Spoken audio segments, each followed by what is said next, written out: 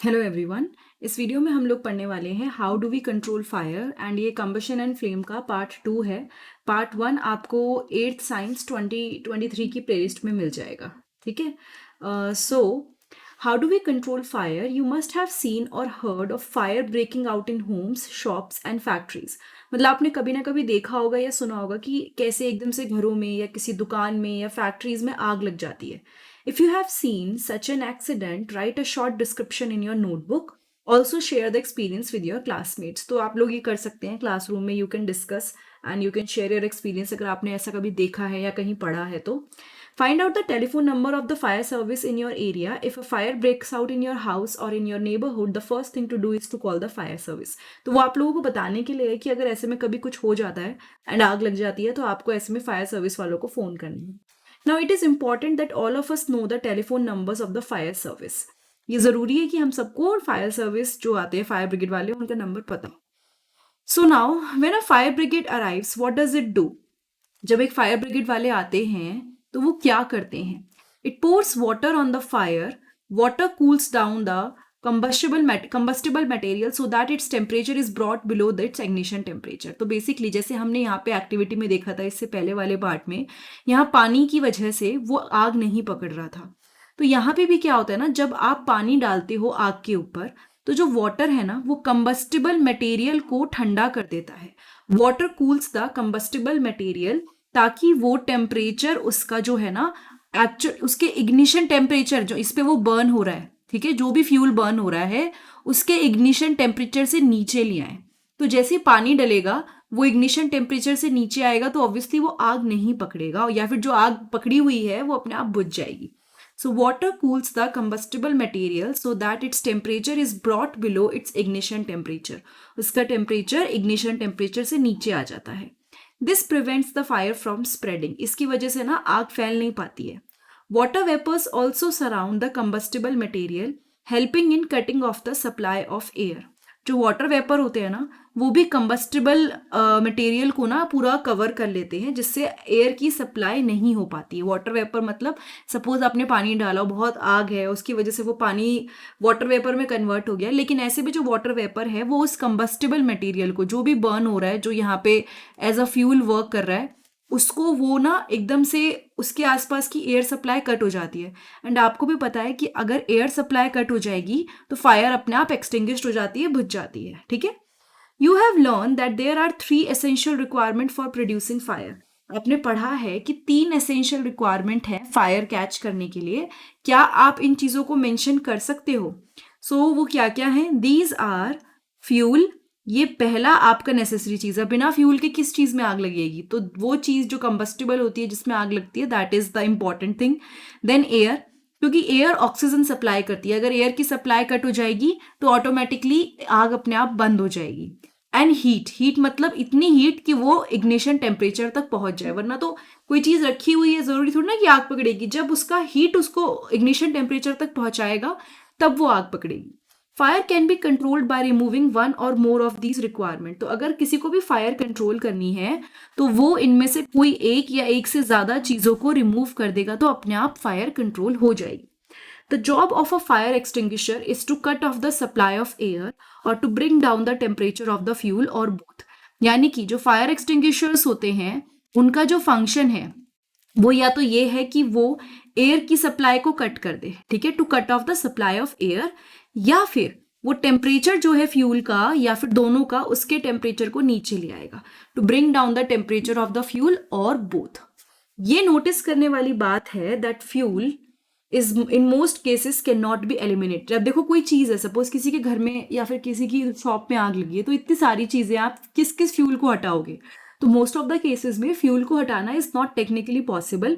तो ऐसे में यही ऑप्शन बचता है कि या तो टेम्परेचर लो किया जाए या फिर ऑक्सीजन सप्लाई को कट किया जाए। ठीक है। अब यहाँ पे यही है कि ये पूरा आपको समझना होगा फायर एक्सटिंग्विशर का फंक्शन। इसमें से 1-2 क्वेश्चन बन जाते हैं। The most common fire extinguisher is water. सबसे ज़्यादा कॉमन और यूज होने वाला जो फायर एक्सटिंग्विशर है वो है water. But water works only when things like wood and paper are on fire.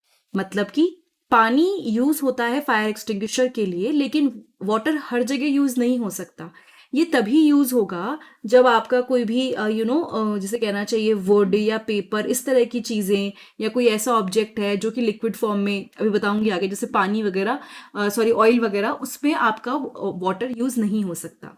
और दूसरी चीज, अगर कोई इलेक्ट्रिकल इक्विपमेंट्स है, सपोज स्विच बोर्ड में आग लग गई, घरों में आग लगती है तो पानी थोड़ी डालेंगे, क्योंकि वो स्विच बोर्ड की वजह से किसी को भी इलेक्ट्रोक्यूशन हो सकता है, एकदम से कोई बिजली का झटका खा सकता है, बिकॉज जो आपका वाटर है it is going to behave as a good conductor of electricity.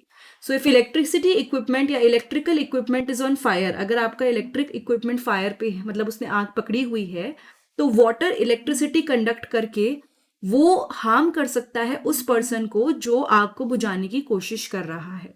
Water her situation में एकदम सुटेबल नहीं होता, जैसे कि water is also not suitable for fires involving oil and petrol, यानी वाटर सुटेबल नहीं होगा उस आग के लिए जिसमें ऑयल और पेट्रोल होते हैं।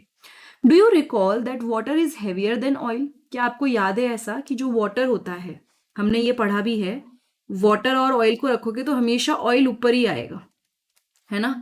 तो वाटर, क्योंकि यहाँ पे क्या होता है, water is heavier than oil, so it sinks below the oil and oil keeps burning on the top. तो suppose if there is oil जिसपे आग लगी है, आपने उसके ऊपर पानी डाला, तो वो पानी उसको कायदे से ऐसे कवर करके एयर सप्लाई कट ऑफ होनी चाहिए, बट वो नहीं होगा, क्योंकि वाटर हैवी होता है तो वो ऑयल के नीचे इकट्ठा हो जाएगा और ऑयल अपने आप बर्न ही होता रहेगा। सो इसने यही बोला कि it sinks below the oil, यानी कि वो ऑयल के नीचे चला जाता है, एंड वो इट कीप्स ऑन बर्निंग, मतलब वो बर्न होता ही रहता है। For fires involving electric equipments, यानी कि ऐसी आग जिसमें इलेक्ट्रिक इक्विपमेंट्स इन्वॉल्व होते हैं एंड इनफ्लेमेबल मटेरियल्स होते हैं, जैसे कि पेट्रोल, कार्बन डाइऑक्साइड, यहाँ पे CO2 is the best extinguisher. तो इसने क्या बोला, जो फायर्स होती हैं जिसमें इलेक्ट्रिक इक्विपमेंट्स इन्वॉल्व होते हैं, इनफ्लेमेबल मटेरियल जैसे कि पेट्रोल, कार्बन डाइऑक्साइड, वहां पे CO2 यानी कि आपका CO2 बेस्ट इक्विपमेंट एक्सटिंग्विशर्स होता है, that is carbon dioxide, that is your carbon dioxide. CO2 being heavier than oxygen cover the fire like a blanket, यानी कि क्या रीजन है क्यों CO2 यूज होता है, कई बार ये क्वेश्चन आ जाता है, because CO2 is heavier than the oxygen and it covers the whole fire like a blanket since the contact between the fuel and the oxygen is cut off. आपको पता है कि अगर ऑक्सीजन नहीं मिलेगी तो कोई भी चीज अपने आप तो बर्न होती नहीं रहेगी, तो इसने यही बोला कि जो कांटेक्ट है फ्यूल के बीच में एंड ऑक्सीजन के बीच में, जैसे ही वो कट ऑफ होता है, फायर अपने आप कंट्रोल हो जाती है। एंड एक और एडवांटेज क्या है कि CO2 अगर आप ऐसे इलेक्ट्रिक अप्लायंसेस या स्विच बोर्ड पर डालोगे तो वो हार्म नहीं करेगा इलेक्ट्रिकल इक्विपमेंट को, it won't harm the electrical equipment. How do we get the supply of carbon dioxide? इसने बोला है कि हमें सप्लाई कैसे मिलेगी कार्बन डाइऑक्साइड की। It can be stored at high pressure as a liquid in cylinder, यानी कि इसको हम हाई प्रेशर पे स्टोर कर सकते हैं, कैसे, as a liquid in cylinders. ठीक है, हाई प्रेशर पे लिक्विड की फॉर्म में हम CO2 को स्टोर कर सकते हैं। In what form is the LPG stored in cylinder? देखो, LPG है तो गैस, लिक्विफाइड पेट्रोलियम गैस, लेकिन जब आप उसे स्टोर करते हो ना तो वो लिक्विड फॉर्म में स्टोर होती है। When released from the cylinder, CO2 expand enormously in volumes and cool down. तो मतलब हम जब CO2 को स्टोर करते हैं हाई प्रेशर पे लिक्विड की फॉर्म में, लेकिन जब आप उसे रिलीज करते हो तो एकदम से फैल जाती है एंड वो जो स्प्रेड होती है, वॉल्यूम एकदम से वो बढ़ जाती है, उसकी एकदम खुल जाती है एंड ठंडी हो जाती है। So it is not only forms a blanket around the fire, it can also bring down the temperature of the fuel. तो ऐसा ही नहीं कि सिर्फ वो फायर के आसपास ब्लैंकेट बना के ऑक्सीजन सप्लाई को कट करती है, वो टेम्परेचर भी नीचे ले आती है। That is why it is an excellent fire extinguisher, इसीलिए ये one of the excellent fire extinguisher है। और एक और तरीका जो है कि CO2 को रिलीज करना, that is why it is an excellent fire extinguisher.